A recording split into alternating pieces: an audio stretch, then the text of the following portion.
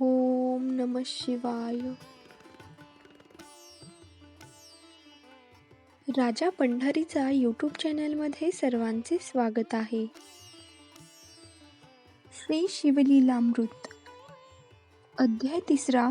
राजा कल्माषपादाची कथा. मराठी कथा.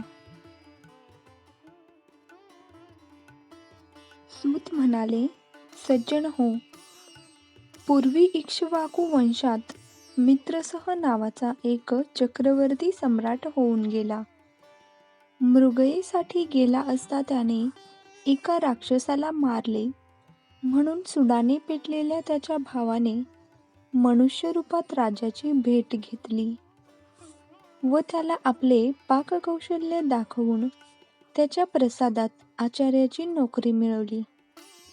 पुढे वसिष्ठ ऋषी नृपभेटीस आले असता त्याने भाज्यांमध्ये नरमास शिजवून पंक्तीत वाढले. ही गोष्ट अंतर्यानी वसिष्ठांना समजताच त्यांनी संतापाने राजाला, तू निर्जन मनातील राक्षस होऊन नरमास खाशील असा शाप दिला. राजाने चौकशीसाठी आचार्याला बोलावले, पण तो केव्हाच पळाला होता. तेव्हा ऋषींनी अकारण शाप दिला, म्हणून संतापलेल्या राजाने त्यांना प्रतिशाप देण्यासाठी हातात पाणी घेतले. पण पट्टराणी मदयंतीने त्याला परावृत्त केले. राजाने ते पाणी आपल्याच पायावर टाकले. त्यामुळे त्याचे पाय काळे पडून त्याला कल्माषपाद नाव पडले. सत्यप्रकार कळताच ऋषींनी त्याला, तू 12 वर्षांनी राक्षस योनीतून मुक्त होशील असा उशाप दिला. ऋषीशापाने राक्षस झालेला कल्माषपाद भुकेने कासावीस होऊन भटकत असता त्याने एका ब्राह्मणास खाऊन टाकले.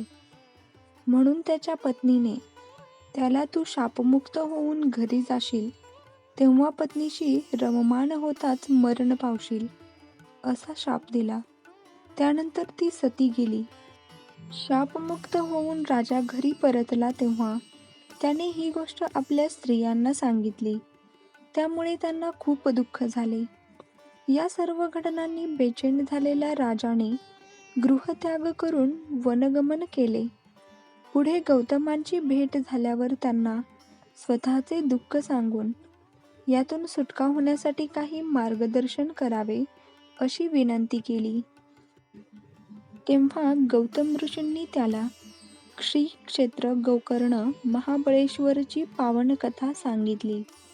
त्या क्षेत्राचे महात्म्य विशद असताना एक अत्यंत पापिनी स्त्री गोकर्ण क्षेत्री कशी आली, तिला शिवरात्रीस उपोषण, जागरण व पूजा कसे घडले आणि त्याच्या पुण्यप्रभावाने ती यमलोकी न जाता शिवलोकी कशी गेली, त्याविषयीची समग्र हकीकत सांगितली.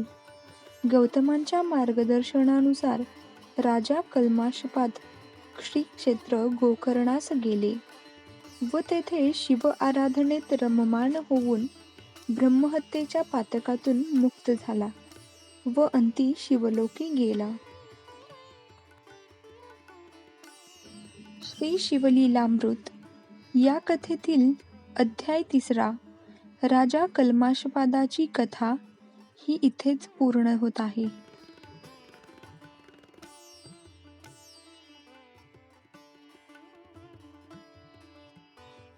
व्हिडिओ आवडला असेल तर लाईक करा, शेअर करा आणि चॅनलला सबस्क्राईब करून बेल आयकॉन प्रेस करायला विसरू नका.